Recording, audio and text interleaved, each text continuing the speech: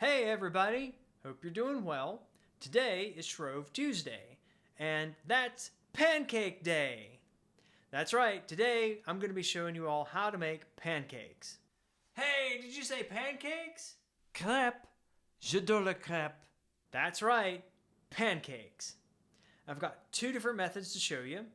One is an overnight method, and the other method is a quick method. I will be posting the recipes down below so that you can have those. All right, so now let's get started. Okay, everyone. In this method of buckwheat pancake making, it's a little bit more of an involved process where you start everything the night before and you finish it the next morning. So I usually call this an overnight buckwheat cakes recipe. It is quite of an interesting recipe in that it doesn't have any eggs and it doesn't have any milk in it. So I'm not sure if it's vegan or not, but it's pretty close. But it does produce a really nice pancake, and if all things go well, it'll turn out. So here's what we're going to do.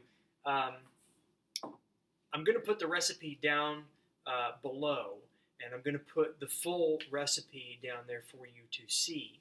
However, the demonstration that I'm going to use is going to be only a partial recipe, so I'm going to scale it down a little bit so I don't make scads of pancakes. Non, je veux tous les crêpes.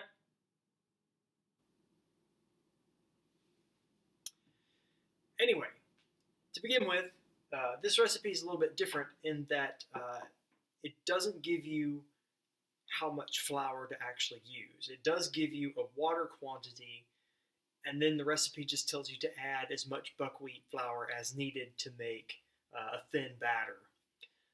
So it's just one of those really old, interesting recipes that you'll find out there. So the regular recipe calls for 4 cups of lukewarm water, and so I've got about a half pint here of water that I'm going to use to make this recipe instead.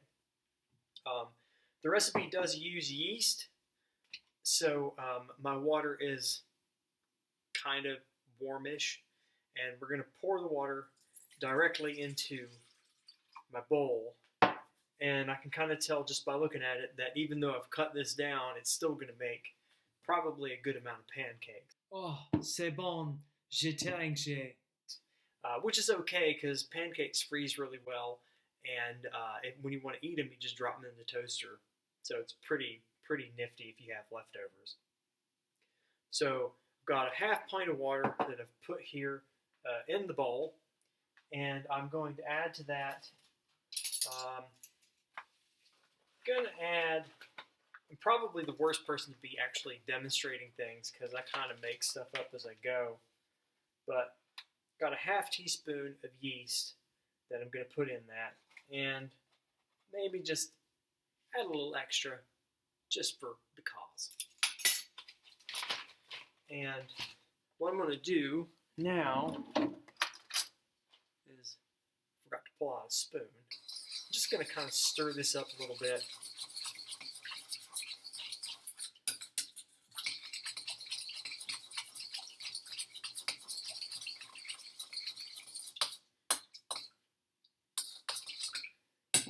And kind of going to let that sit just a moment, and hopefully it'll froth up on me.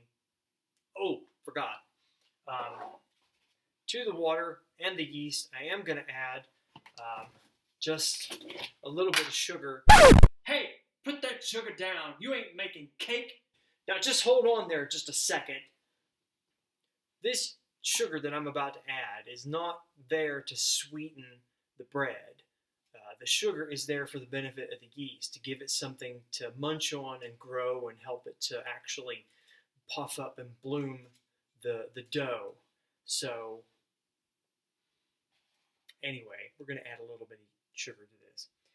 The regular recipe only calls for a tablespoon, so it's not a lot. So in this amount, I'm only going to go for about a half teaspoon.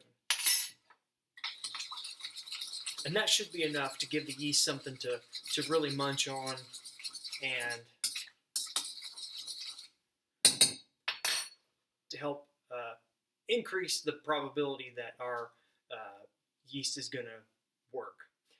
This is fairly new yeast, so I'm not really worried about it not working. I think it's going to work just fine. Old yeast has a tendency not to work quite as well.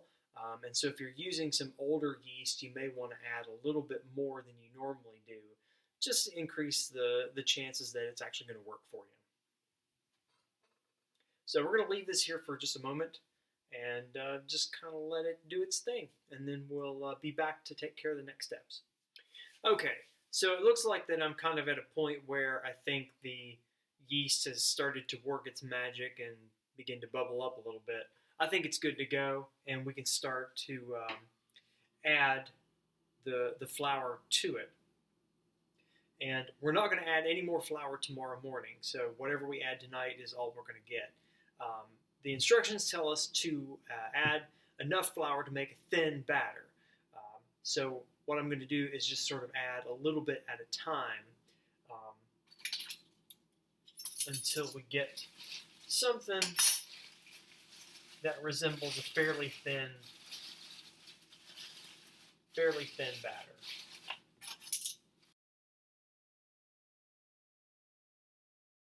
Okay.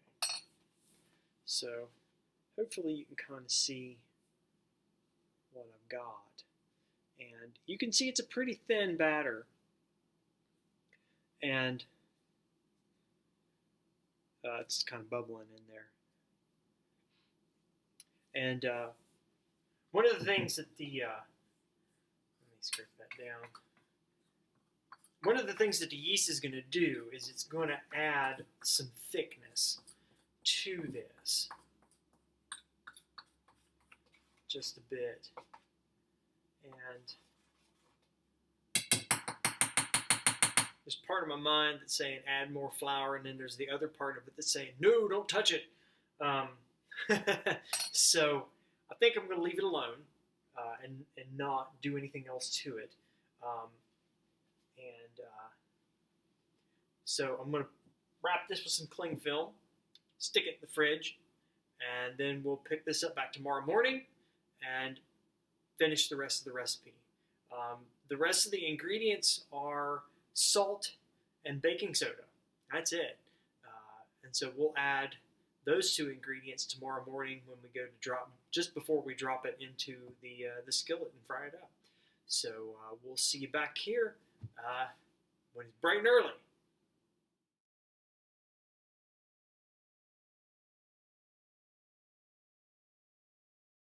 Good morning, everyone. Well, it's time to finish our pancakes.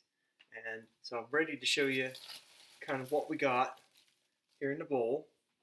And I'm going to actually tilt the camera. I think that's a little easier to do. And, so hopefully what you can see is that the mixture has become all bubbly and a little bit thicker. And so it's in really good shape to work with right now.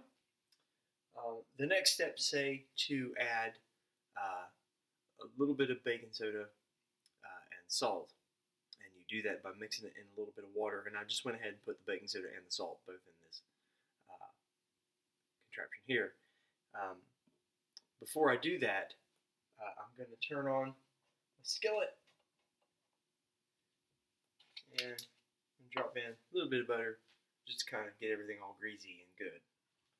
Now, if you're making up a lot of these for a lot of people, one good thing to do is get yourself a big sheet of aluminum foil, and as you cook them, you can drop them into the aluminum foil and cover them up, and it helps to keep them kind of warm. So that's going well. Now, the instructions actually say to beat this thoroughly, which I think is a little bit excessive, but I'm just kind of going to do more of a folding action, actually, and kind of maybe see. Yeah. So I think that's pretty good. We're going to go ahead and pour it into my pan. You can see they're kind of big. They spread out a lot, um, but so that's going to make flipping them a little bit of a challenge. But we'll get there. One thing you might be able to see is some of them are kind of bubbling a little bit, and that's good. Being thin like this, it won't take them very long to cook.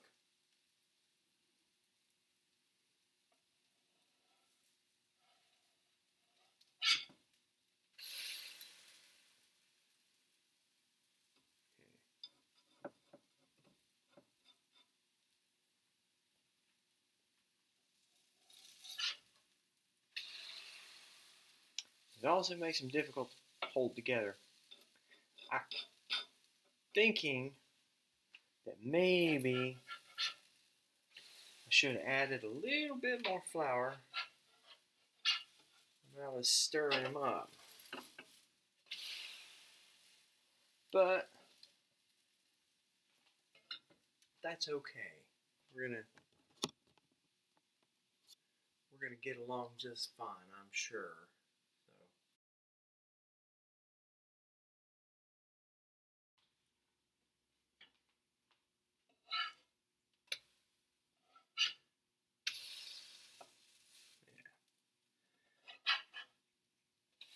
Making them a little bit smaller was a good decision. Here are my pancakes. They look really good. I'm looking forward to eating them. And so hopefully you've enjoyed this method and been inspired by it, and will give it a try for yourself. I think it's a pretty good method, but I do have another way to make pancakes that I'll show you, and hopefully you'll enjoy that one too. Okay, so this is the quick method of making buckwheat pancakes, and this is actually the method that I normally use when making pancakes. So it's a very basic set of ingredients, and I typically use the electric skillet to cook my pancakes in. It's a nice wide pan, and it just makes things a little bit easier for me. I don't own a griddle, but if you do own a griddle, that would be the thing to use. So to get started, got a bowl, and into this bowl I'm going to put a half a cup of buckwheat flour. If you want to make more pancakes, like you've got more people to serve, you can add another half cup, and you'll probably end up with about 10-ish or so pancakes. And you can kind of play with the ratios there. Unfortunately, this is kind of how I make things, so it's a little bit unknown. But it's an adventure, and we're going to do really well with it. The next thing we're going to add is actually going to be baking powder. And, ooh, I don't have very much baking powder in there, but I got another canister up here. Right.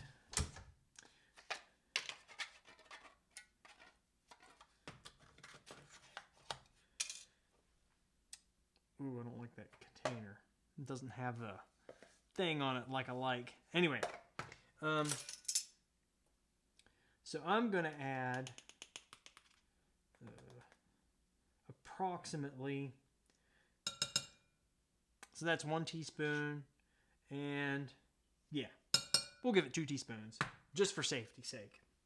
Going to add a little bit of salt because it's a bread and breads need salt, and that's approximately 2 pinches. You can see I'm very specific with the way that I put things together.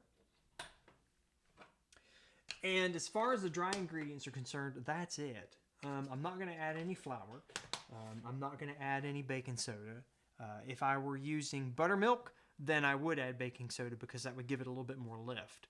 And it probably would help things actually if I did, but I'm going to leave it out. If you want to add it, go for it. But this is a really simple recipe. Like I said, buckwheat, baking powder, some salt. That's pretty much it. The next step is I've got some butter in my skillet here, and I'm going to get that started. But before I do that, let me talk about how things are going to go. And so the next thing that I'm going to add to my bowl is some wet ingredients. Normally at this stage you would add 1 egg for this amount of buckwheat flour. If you had more flour, you might want to add a second egg, perhaps. It might help things out. And then, of course, there's going to be some milk that I'm going to add to this. Now, I don't have any eggs. I know, it's like some kind of demonstration. He doesn't have all the ingredients. So what I'm going to use instead is I'm going to use some applesauce in place of the egg. Hey, I think you got sugar in that applesauce. Yeah, there is actually, there's sugar in the applesauce. This is my granny put this together for me. So it does have some sugar in it. So normally I don't add sugar to this, but there it is. So we're going to add about an egg size portion of applesauce to this. And the milk, I'm just kind of going to pour a little bit at a time, mix it up a little bit, mix it up, and see if I can get it to the right consistency. And then once I get it there, then I'll start ladling it into the pan. So, and I usually put my skillet on about 300. It's sort of the lowest setting that it has. There's really no need to get it too hot. If you get it too hot, they'll cook too quickly, and they'll burn. But I'm going to use about that much applesauce and about that much more. Yeah, that looks good. Now we're going to add some milk to this.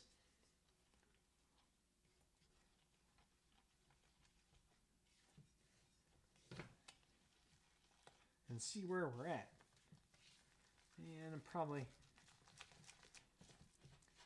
going to have to add, that's a little thick, so I'm going to thin it out just a little bit more here. And see where things are. That's not too bad, but I'm going to add just a fuzz more milk. And keeping a watchful eye on my pan there. See if it's ready. Okay. Now let me move some things out of the way for you, so I can bring you over. So I don't want you to miss out on anything. And here's kind of, hopefully you can kind of see something of the consistency that I got. It's kind of, you don't want to say it's kind of the consistency of pancake batter, because that's being, well, anyway. So we're going to add just a little bit here.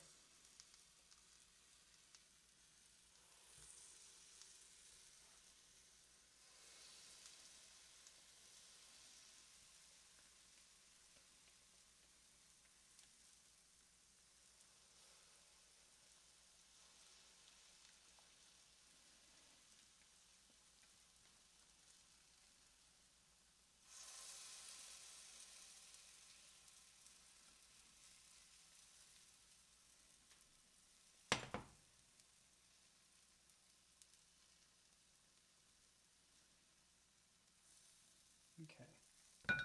Now, wash your bowl. Actually, I didn't wash the bowl. I just sort of rinsed it out. But it is a good idea to rinse out your bowls with any kind of dough that you got in it. Otherwise, you'll have to chisel it out later.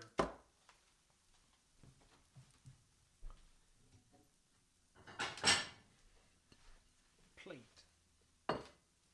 And these pancakes ended up being a little bit bigger than what I had planned, but that's okay.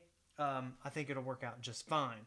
But that's okay. As you can see, I've got 4 slightly large, decent sized pancakes. And then 1 little guy. And we're just kind of going to watch him hang out here a little bit.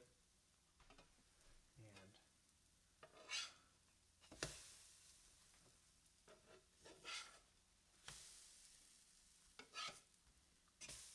it's also a pretty good recipe if you are a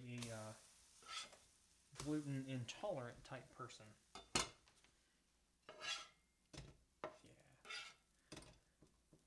And as you can see, they're done.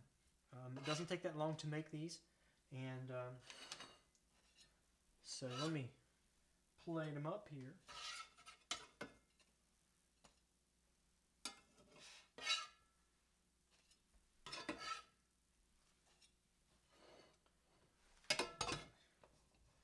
Turn off my skillet. And there we have it. 4 pancakes and 1 little one. And there they are. And I am going to head over to the table and enjoy these things with some excellent maple syrup.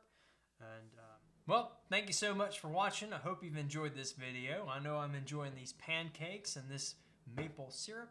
So hopefully this has inspired you to go out and make your own pancakes. It is Pancake Day after all.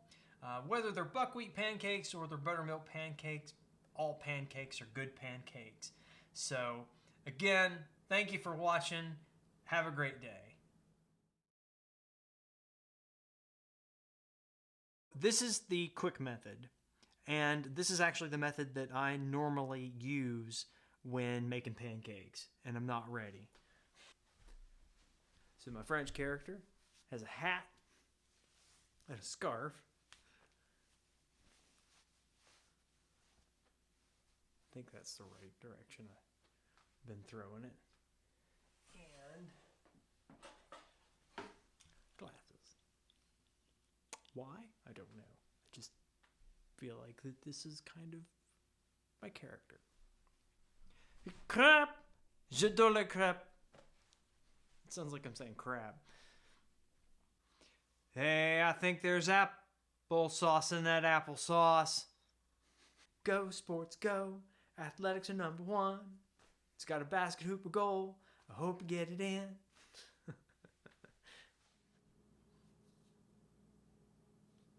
Je n'ai pas de crêpe.